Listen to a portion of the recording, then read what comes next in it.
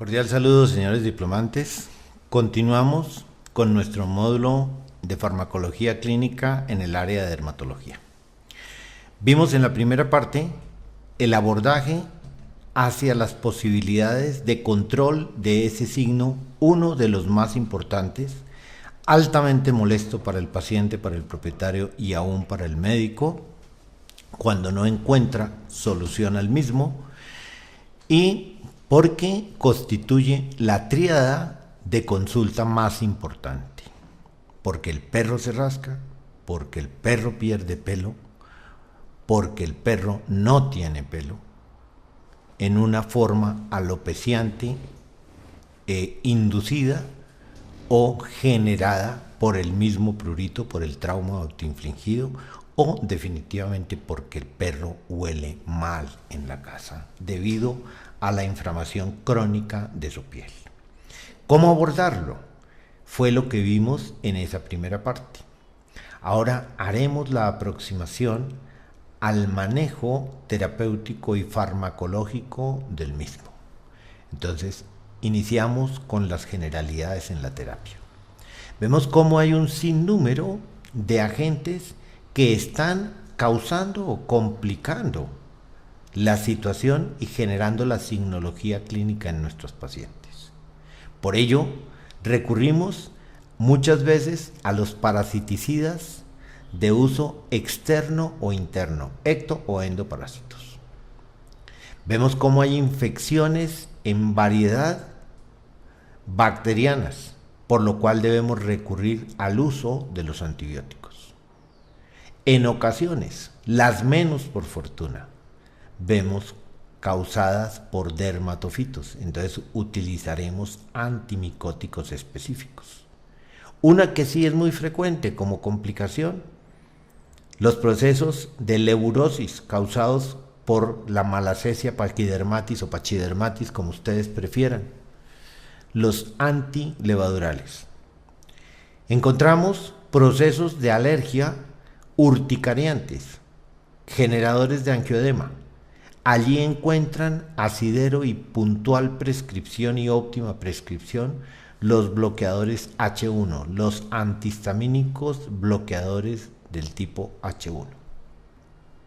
Encontramos pacientes hipersensibles, los afectados directamente por dermatitis atópica canina comprobada y limpia, después de haber retirado los complicantes secundarios a través de los antibióticos, a través de los antilevadurales, a través de los parasiticidas ecto o endo, y nos quedamos con el prurito limpio de nuestro paciente altamente hipersensible afectado por dermatitis atópica. Y encontraremos solución con la utilización correcta y adecuada de los glucocorticoides. En aquellos pacientes donde los glucocorticoides dejan de ser una opción por infinidad de principios básicos médicos o inconveniencia con nuestro paciente, vamos a encontrar otra alternativa en los llamados inhibidores de la calcineurina, y dentro de ellos encontramos a la ciclosporina. Igualmente, hoy por fortuna, lamentablemente existe en el mundo, pero no en Colombia. Parece ser que dentro del año siguiente podremos contar con este fármaco que se llama el oclacitinib, un inhibidor de los llamados JAK o citocinas, JAK, un producto de investigación de una casa muy importante en el mundo que probablemente lo tendremos dentro de nuestro arsenal terapéutico prontamente hablamos, como les digo, seguramente dentro de un año. Quizás sea la solución total al prurito por el momento hasta el punto de investigación donde vamos. Las hipersensibilidades al alimento las manejamos a través de las dietas hipoalergénicas, verdaderamente hipoalergénicas, con proteínas hidrolizadas, con no menos de ensayos sobre 8 semanas. Desde luego son mejores las dietas hipoalergénicas preparadas en casa. Y eliminar aditivos de prurito en ese tipo de paciente con alergia o hipersensibilidad alimentaria, como son las pulgas, las bacterias, las levaduras y la condición de alteración del recambio epidermal o condición de disqueratosis en ellos. Los objetivos terapéuticos que perseguimos en el paciente con prurito. Debemos es bloquear o al menos minimizar la acción de todos aquellos mediadores pruritógenos que sabemos que coexisten. ¿Con qué alternativas? Bloquear la acción de la histamina a través de los bloqueadores H1 solos o asociados con bloqueadores H2 que se potencian. Nunca con solos bloqueadores H2, porque ya vimos cómo utilizar productos bloqueadores H2 puede ser, por el contrario, un generador de mayor prurito, aún en el paciente normal. Modular la cascada del ácido araquidónico. Lo podemos hacer optativamente a través de los antiinflamatorios no esteroideos y la utilización de los omega 3, principalmente y primordialmente en medicina canina con los omega 3, eventualmente con AINES. Los AINES los reservamos para utilizarlos más en dermatología felina o de gatos. Antagonizar la acción de los leucotrienos. Encontramos una buena opción a través de la utilización de este nutriente, la vitamina E, una vitamina liposoluble. La captación de los radicales libres. Vimos cómo la función del dimetilsulfóxido particularmente es el bloqueo y captación de los radicales libres en el paso de prostaglandina G2 a H2. Deprimir la quimiotaxis tanto de neutrófilos como de macrófagos. Estimular la mitosis linfocitaria y generar células de reconocimiento inmunológico, lo cual lo podemos obtener a través de la utilización como fármaco del zinc. Inhibir la producción de proteasas y del producto del metabolismo bacterial, micótico o levadural. Ya seleccionaremos qué es lo que está pasando. ¿Tenemos un pioderma? Pues vamos a recurrir a los antibióticos. ¿Tenemos una leurosis? Vamos a utilizar los antilevadurales. O tenemos un proceso de dermatofitos, utilizamos los antimicóticos específicamente. Regular y estabilizar el recambio epidermal. La queratinización y la producción sebácea en nuestros pacientes dermatópatas. Eso lo lograremos a través de la utilización de la vitamina A como tal natural o de los retinoides sintéticos en casos muy puntuales, específicos y los menos por fortuna.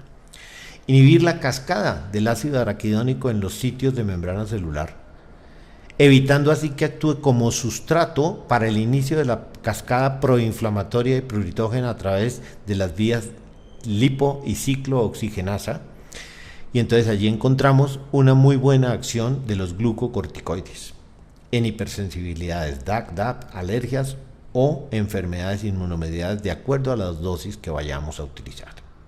En DAC dijimos la utilización primaria de los glucocorticoides o inhibidores de calcineurina como la ciclosporina, el tacrolimus, el pimecrolimus desde el punto de vista tópico, y los inhibidores de citocinas y particularmente bloqueantes del estímulo a nivel de la neurona sensitiva. Actúa bloqueando la interleucina 2, la interleucina 13 y la interleucina 31 particularmente a nivel de la neurona sensoria. Los bloqueadores H1, ¿qué hacen? Bloquean los receptores histaminérgicos. Entonces tienen una serie de efectos aditivos, sedantes, antináusea, antiserotoninérgico y también llegan a actuar incluso como anestésicos locales. La histamina y sus efectos. Se va a liberar por degranulación citoplasmática de mastocitos y de polimorfos, particularmente basófilos. ¿En dónde? Se liberan las reacciones alérgicas e inflamatorias de cualquier origen, fijándose a receptores específicos del tipo H1 y del tipo H2. Los receptores H1, ¿en dónde se encuentran? Situados en los vasos sanguíneos, en la musculatura lisa de las vías respiratorias, es allí donde tienen importante juego y son generalmente los inductores de los procesos de asma a nivel de los gatos. El tracto gastrointestinal, corazón y sistema nervioso central. Son responsables de generar prurito y dolor, vasodilatación periférica cutánea, distal, particularmente el prurito podal se genera por acción de la histamina a nivel de la vasculatura y el endotelio vascular en estas áreas. Bloquean los receptores de la histamina y disminuyen en esta forma sus efectos inflamatorios o proinflamatorios. Inhiben la liberación de otros mediadores como los mastocitos y los basófilos. Van a disminuir la migración y adhesión celular y bloquean lo que es más importante, los receptores de serotonina. ¿Cuáles encontramos? Dentro de los de primera generación, que son los únicos que realmente tienen validez en farmacología clínica de caninos y felinos. Clorfeniramina, actuando tanto en gatos como en perros, pero desde luego su respuesta es mejor la de los gatos. La clemastina se puede utilizar tanto en caninos como felinos y quizás es el bloqueador H1 que hoy por hoy responde de mejor forma, solo o incluso asociado, tratando de minimizar las dosis de glucocorticoides. Tradicionalmente hemos tenido la hidroxicina como uno de los mejores bloqueadores de histamina en dermatología para caninos. Igual ocurre con su molécula o metabolito activo, la cetiricina. Y desde luego la difenhidramina, que actúa también bastante bien, sin ser la solución, dijimos, ya sabemos las razones fisiopatológicas y de liberación de mediadores proinflamatorios.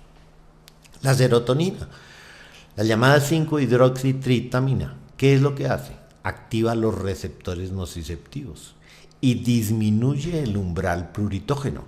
Entonces se hace más extenso y más intenso la sensación o el estímulo pruritógeno en este tipo de pacientes. Por eso los bloqueadores H1 encuentran un asidero farmacológico clínico muy importante. Los de segunda generación, terfenadina, astemizol, loratadina, son poco liposolubles, no atraviesan la barrera hematoencefálica, entonces no tienen por consecuencia efectos sedantes, no anticolinérgicos, no antiserotonina. Entonces, en general, los bloqueadores de segunda y aún de tercera generación hoy por hoy, en dermatología y para control de prurito en los perros, son de muy pobre efectividad. Además, no podemos olvidar la precaución obligada de nosotros los médicos cuando se insista en utilizar astemizol por la cardiotoxicidad que genera.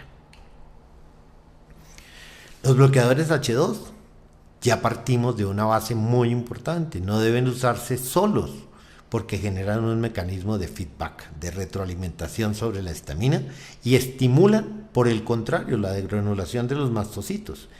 Como consecuencia, incrementan la sensación y el deseo de rascarse de nuestros pacientes.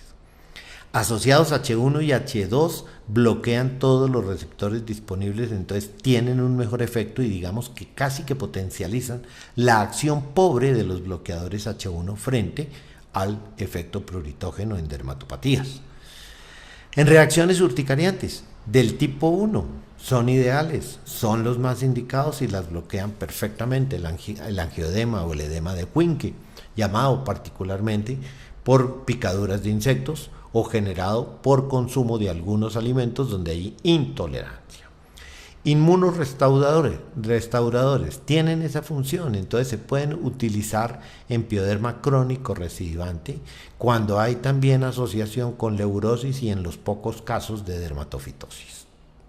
Cuando tenemos paciente con sus mecanismos de defensa deprimidos o comprometidos. De ellos, el más importante, la cimetidina, pero ella ya salió del mercado aún de medicina humana en Colombia. Podemos tener la ranitidina y la famotidina, y ahí están indicadas las dosis para uso. Los bloqueadores H1, dijimos que solos o asociados con bloqueadores H2 controlan o actúan controlando en forma eficiente dermatopatías pruriginosas agudas que cursan particularmente con eritema y con edema, sin complicaciones.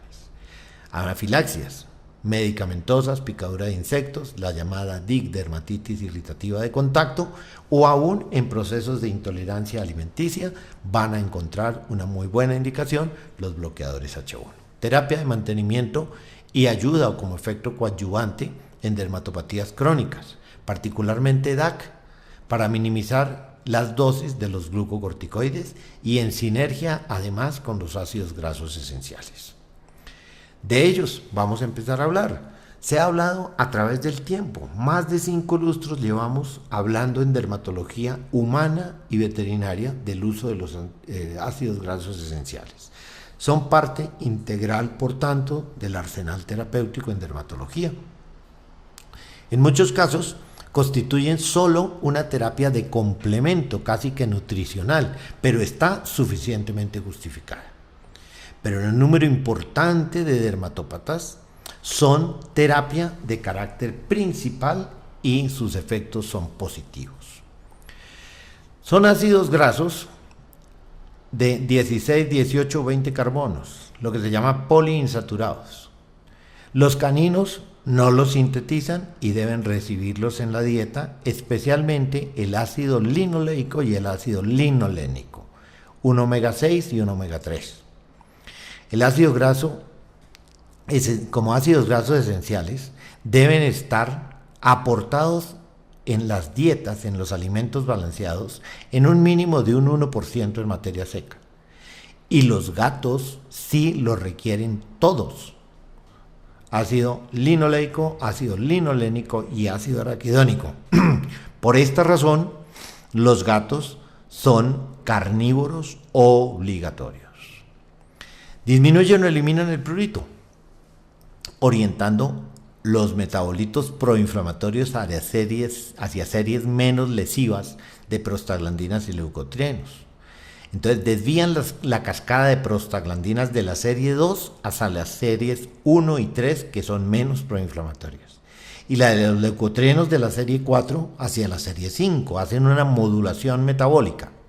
Prostaglandinas y leucotrienos se potencian mutuamente para una u otra acción, citoprotectora o proinflamatoria.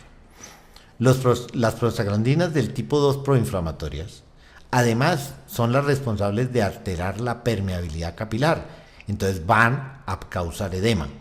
Potencian el dolor y el prurito al potenciar la liberación de otras aminas vasoactivas como las bradykininas, la serotonina, la histamina y la sustancia P intestinal de la cual ya hablamos. Vemos cómo las deficiencias de ácidos grasos se traducen en alteraciones del recambio epidermal. La imagen nos muestra ese proceso descamativo, adherente o no adherente, de acuerdo a la gravedad a la indicación y al proceso evolutivo de la deficiencia. Deficiencia o imbalances, que se pueden dar las dos condiciones de los ácidos grasos en la dieta, van a provocar una signología clínica y en el carácter crónico o en la condición crónica de déficit van a generar alteración del recambio del tiempo epidermal muy reducido, menor a 7 días, llegando incluso a ser menor a 24 horas. Por lo tanto, la signología clínica de ese paciente con déficit de ácidos grasos grave y crónico va a ser una seborrea oleosa maloliente, con otitis eruminosa, con mal olor general de la capa y textura grasa al tacto. Esos pacientes van a padecer un prurito severo. Tienen complicaciones dermatológicas con ese sustrato, con esa alteración tegumentaria, frente a bacterias, levaduras, ácaros y en ocasiones con dermatofitos. Condición de desnutrición absoluta es simplemente lo que nos quiere mostrar la imagen, donde la piel ha cedido todo para tratar de mantener órganos vitales. Un paciente con una dermatitis y seborrea oleosa rancia de fase 3. El diagnóstico diferencial lo debemos establecer o es un desorden de queratinización de tipo primario o secundario. Dentro de ellos encontramos la displasia epidérmica, que durante muchos años se asoció a la raza West Highland White Terrier, un desorden o disqueratosis que se decía primaria en ciertas líneas genéticas. Hoy estamos casi seguros que se trata simplemente de la complicación de los pacientes atópicos con leurosis. Provocaba eritema, prurito, alopecia, liquenificación e hiperpigmentación de la piel. Se le llegó a llamar la enfermedad del armadillo por los pliegues dorsales que provocaba la grave inflamación en este tipo de pacientes. Los pacientes normales que pueden traer la predisposición genética a padecer el DAC y como consecuencia lo que se llamó la displasia epidérmica. Pacientes con alteración del recambio epidermal con algún tipo de disqueratosis. Dentro de ellos tenemos las distrofias foliculares. Las vamos a hacer un diagnóstico definitivo de acuerdo a la anamnesis, la catamnesis, la signología clínica que presenta nuestro paciente, respuesta a la terapia nutricional. Es una respuesta rápida a la terapia coadyuvante tópica y sistémica y adicionalmente el control eficiente del prurito una vez hidratada la piel y estabilizado el recambio. Se da una respuesta clínica generalmente entre 3 y 4 semanas de tratamiento. ¿Qué es lo primero que hay que hacer? Pues desde luego balancear la dieta. Si tiene dietas pobres o dietas genéricas y particularmente pobres en proteínas, pues debe utilizarse un alimento de buena calidad.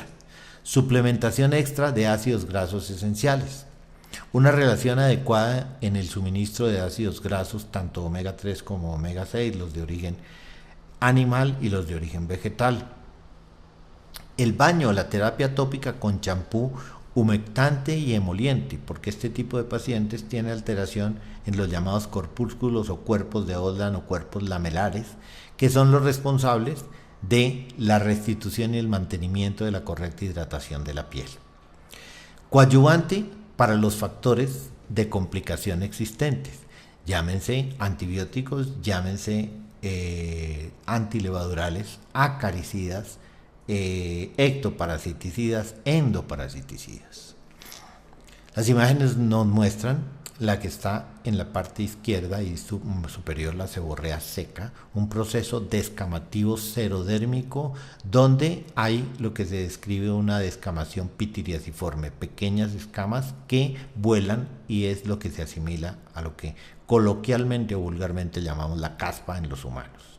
La seborrea mixta, un segundo estadio donde empieza a dejar de ser seca y se vuelve sérea.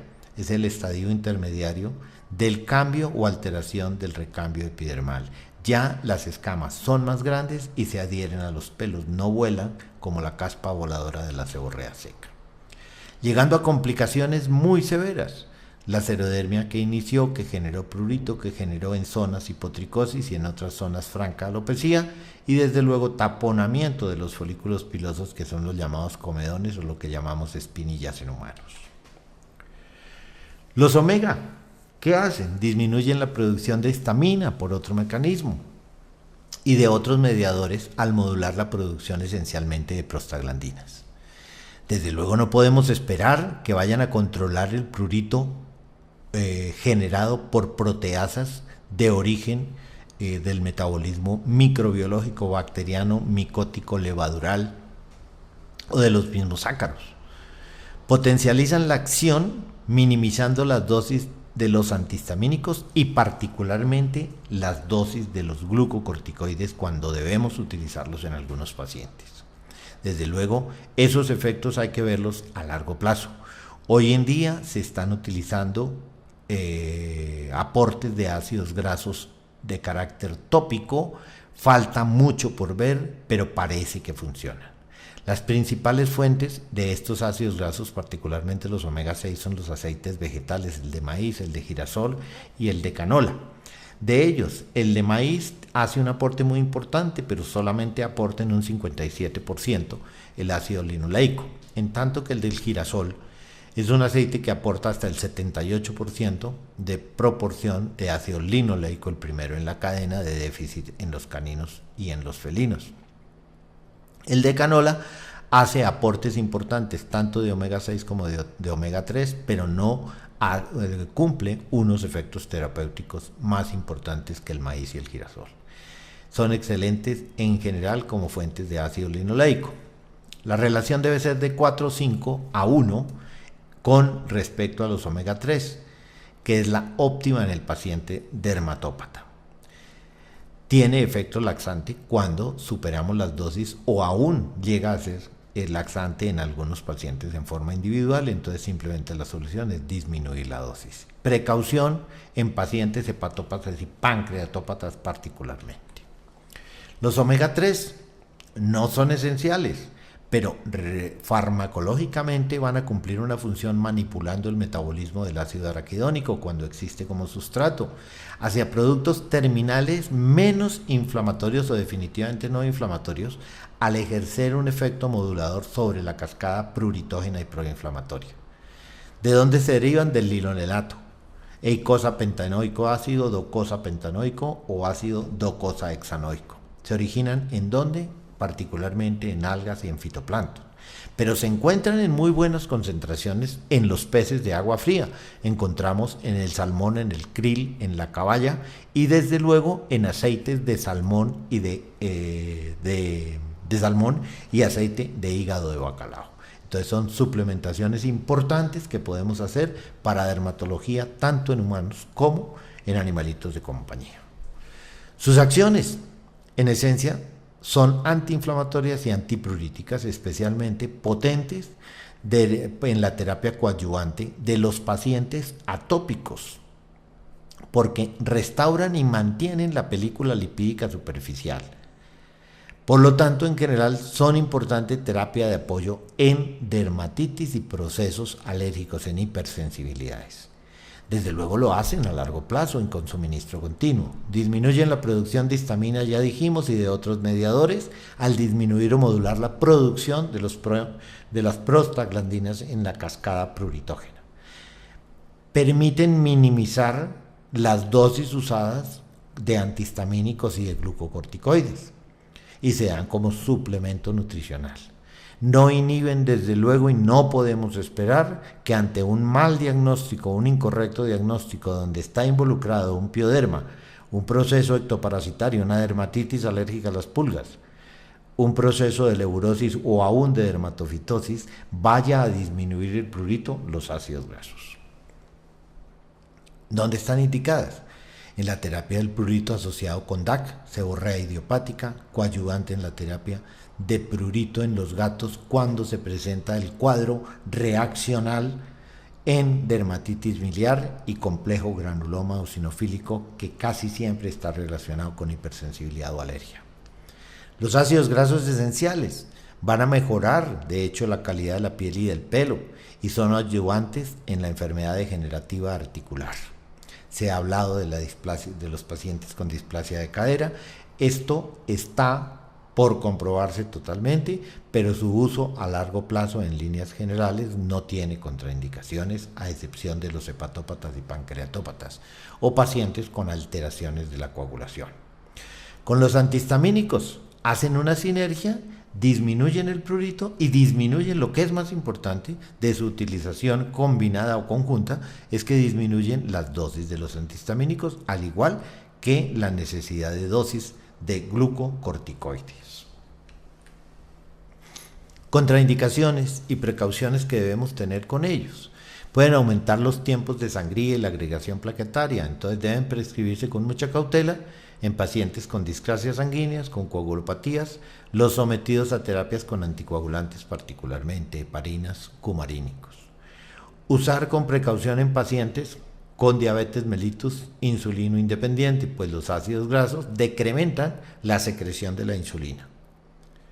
Cercano monitoreo en los pacientes con episodios previos de pancreatitis o diarreas profusas, y definitivamente las dosis exageradas o sobredosis van a ocasionar vómitos y diarrea en un paciente, cuyo control entonces sería la disminución de la dosis. Cuando utilizamos fuentes de aceites vegetales, vamos a prescribir entre 1 y 1.5 mililitros kilo día, asociados a aceites animales en relación de 4:5:1 entre omega 6 y omega 3 respectivamente. Vemos cómo el Dr. White, un investigador, en el 2003 recomendaba 22 miligramos por kilo día como dosis de eicosapentanoico, y Remillar en el 2002 sugiere la adición de 30 mililitros de aceite vegetal a cada 240 gramos de alimento seco balanceado. La biotina y los ácidos grasos. La biotina se sintetiza en el intestino por efecto o acción del metabolismo bacteriano. Entonces, vamos a tener alteraciones de la biotina y probablemente déficit tanto de biotina como de ácidos grasos cuando los pacientes son sometidos a terapias antibióticas, particularmente terapias antibióticas de amplio espectro, y peor aún cuando se prescriben terapias antibióticas orales innecesarias. El consumo de huevos crudos, particularmente lo que se llama la clara, porque es altamente rica en avidina y va a interferir con la absorción y la síntesis de la biotina. ¿En qué se traduce la signología clínica de pacientes deficitarios en ácidos grasos y biotina? Particularmente los síntomas carenciales son disminución del apetito, hiporexia o franca anorexia, reducido ritmo del crecimiento del pelo y mala condición de la piel, mala condición que inicia desde una xerodermia, con hipotricosis, con caída y baja densidad pilosa, con alopecias francas, con alteraciones reproductivas y particularmente con parálisis progresiva en gatos. Las lesiones tegumentarias en mucosas que generan también una dermatitis descamativa exfoliativa grave que conduce a prurito, similares a las que hemos visto cuando hay deficiencias con zinc en nuestros pacientes animalitos de compañía. La llamada biotina o vitamina H. Se conocen 8 formas, de las cuales solamente una es biológicamente activa. Su déficit genera enfermedad inflamatoria intestinal crónica que empeora la condición por inadecuada síntesis de biotina por la flora intestinal. Entonces vemos cómo es un importante factor de alteraciones digestivas que van a complicar aún más la posible absorción de los ácidos grasos y su metabolismo. Per se es indispensable para el crecimiento bacteriano intestinal. Entonces vemos cómo podemos nosotros mismos hacer iatrogenias, muchas veces con la prescripción y suministro de antibióticos no necesarios para nuestro paciente. La vitamina H o vitamina B8 o biotina es la coenzima de las carboxilasas con la capacidad de fijar dióxido de carbono. Interviene en el proceso de formación de la glucosa a partir de carbohidratos y de grasas. Es cofactor en la carboxilación enzimática y de sustratos como el piruvato, la acetilcoenzima A, la beta-metilcrotonilcoenzima A. No se ha informado toxicidad de biotina a pesar de administrar megadosis durante más de 6 meses en estudios experimentales. Tiene mucha importancia también en el metabolismo de carbohidratos como de lípidos. ¿Por qué? Porque interviene en reacciones de la carboxilación. La del piruvato carboxilasa, como la mencionábamos, para la síntesis de oxalacetato, fundamental en la gluconeogénesis.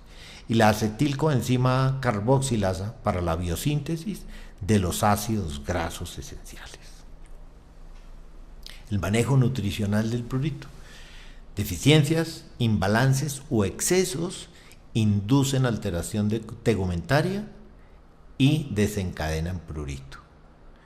Dentro de esos nutrientes, los ácidos grasos desempeñan efectos farmacológicos que van a hacer adición a sus funciones fisiológicas sobre la piel.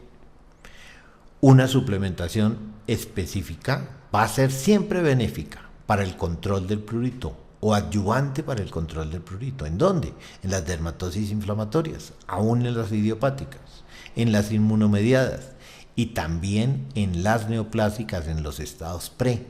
Además, las no inducidas por imbalance específico de ácidos grasos se ven mejoradas con la adición de los mismos. Otro nutriente importante que juega un papel fundamental en dermatología. La vitamina A. Naturalmente es un alcohol, el llamado retinol, del tipo trans. se oxida en el organismo a retinal y a ácido retinoico, que sí tiene actividad metabólica y biológica, que es variable, que promueve el crecimiento y la diferenciación normal de los queratinocitos. Produce o interviene en la biosíntesis de los glucosaminoglicanos, los mucopolisacáridos, particularmente jugando un papel fundamental en la retención de agua o control de las pérdidas transepidermales acuosas en la piel, lo que conlleva una correcta hidratación. Estabilización de enzimas lisosómicas, integridad celular, inhibe la queratinización anormal, modula el crecimiento y la función de las glándulas sebáceas, mayor o menor producción de sebo en la piel, desórdenes o disqueratosis. Modula la función de neutrófilos macrófagos y de la síntesis de las prostaglandinas. Entonces vemos cómo interviene en procesos inflamatorios alérgicos. La dosis de vitamina A se puede suministrar entre 500 unidades internacionales hasta 1000 unidades internacionales por kilogramo de peso diariamente. Vemos cómo la toxicidad inicia cuando suministramos más de 20.000 unidades internacionales por kilogramo de peso, una dosis supremamente alta que difícilmente se logra suministrar, entonces una iatrogenia poco probable, pero hay que tenerla en cuenta. Y los primos hermanos de la vitamina A, los retinoides sintéticos, pero tienen en contraste y en contraposición su alta toxicidad, sobre todo los de las primeras generaciones, pero desde luego el costo de ellos frente a la vitamina A. Estos retinoides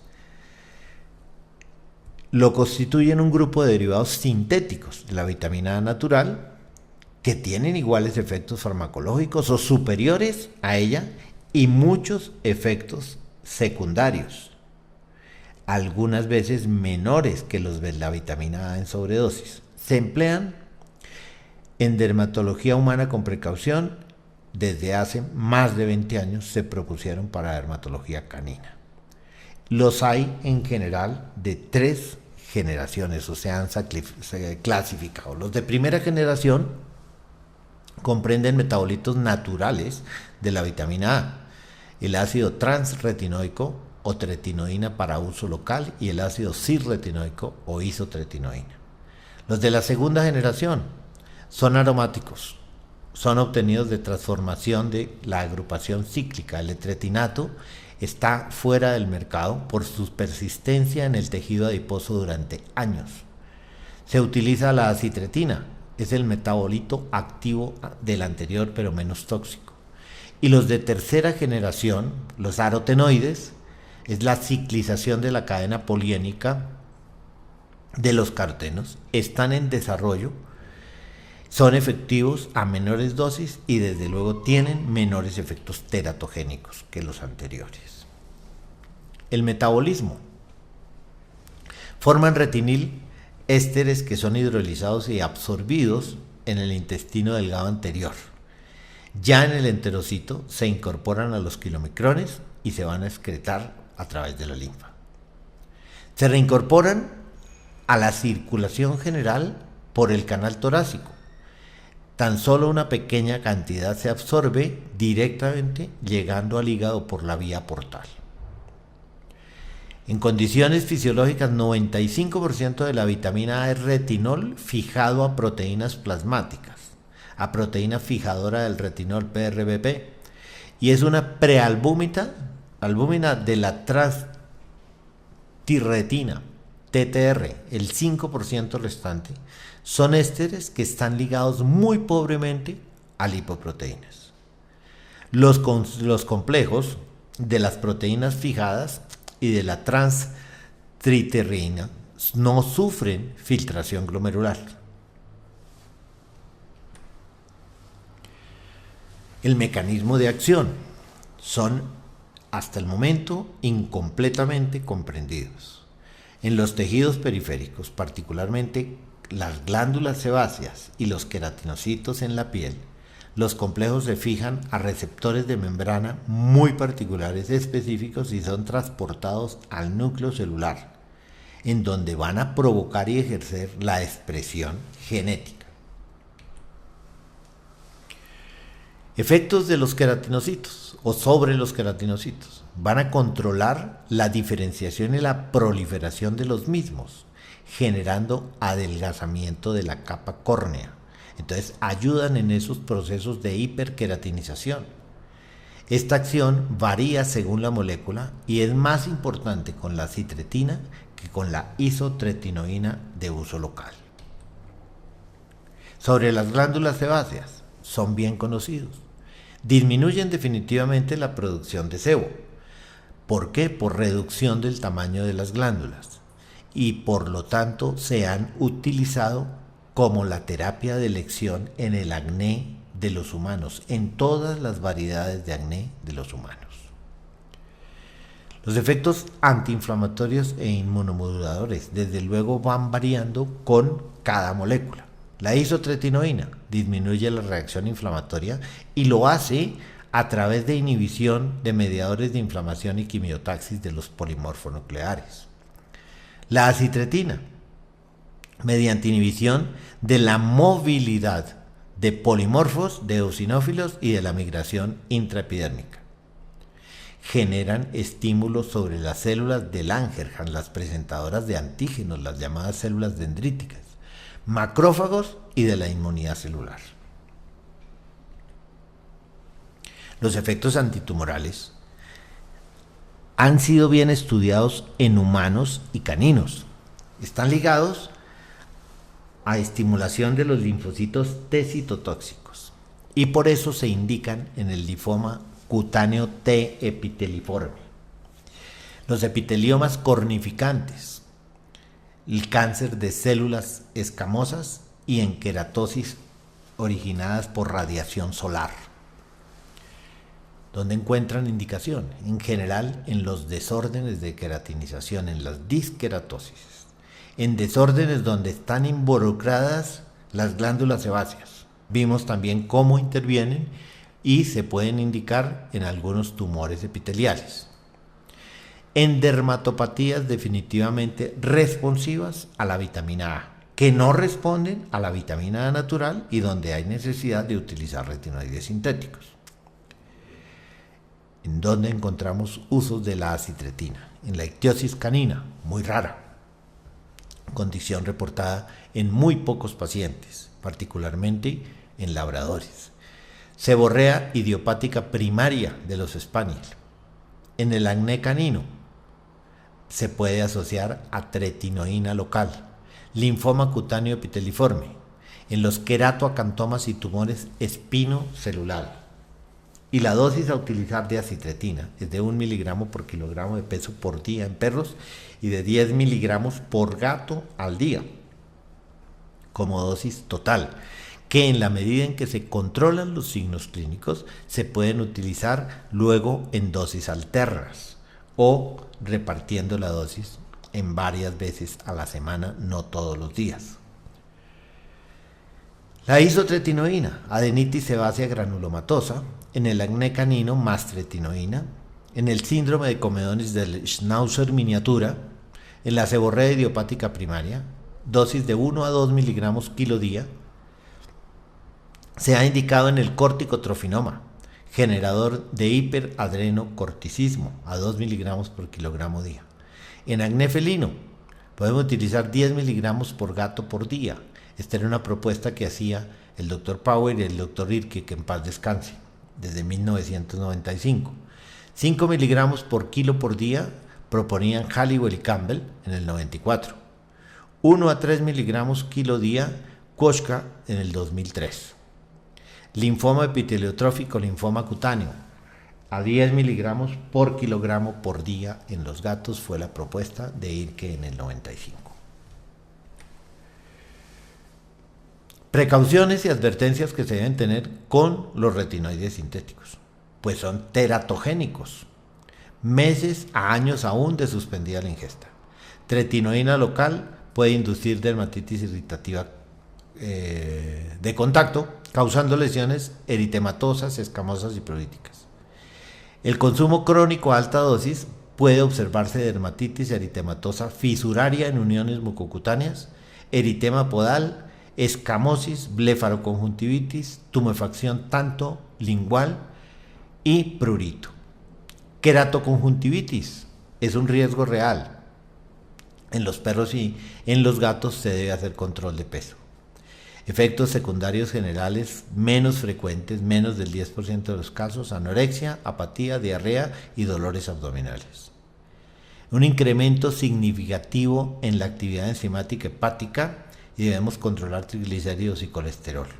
Definitivamente contraindicados en los pacientes con hepatopatías, y tener en cuenta que la leche y los alimentos grasos en general incrementan la absorción de los retinoides. Una hepatotoxicidad incrementada de los retinoides cuando se utilizan junto a andrógenos, estrógenos, macrólidos, triazólicos, las sulfonamidas, tanto las solas como potenciadas, y frente a anestésicos, particularmente alotano o barbitúricos en general. Con tetraciclinas se presenta un riesgo incrementado de pseudotumor cerebral por edema cerebral debido a aumento de la presión intracraneana por el aumento de fluido cerebroespinal o líquido cefalorraquídeo. La acitretina con alcohol en forma de tretinato, cuya vida media se prolonga por años. La vitamina E como otro recurso de terapia de vitaminas liposolubles, como antioxidante de las grasas, de las vitaminas A y D, y estabilizador de lípidos de membrana. Reduce la síntesis de prostaglandina, particularmente de E2, e incrementa la producción de interleuquina 2, antiinflamatorio e inmunoestimulante, sus acciones comprobadas. Antagoniza los leucotrienos y capta radicales libres.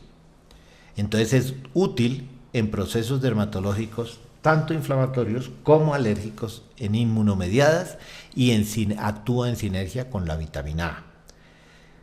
Va a reforzar la inmunidad celular y humoral, además al incrementar la actividad de los fagocitos, macrófagos y neutrófilos. Por ello se ha indicado como terapia coadyuvante en demodexia. El acetato de alfa-tocoferol es la forma con mayor actividad biológica y se suministra en animales de compañía entre 200 y 800 unidades internacionales, 1 a 2 veces por día, y se puede utilizar por meses. Va a estabilizar la zona de membrana basal. 10 miligramos por kilo para panesteatitis en gatos.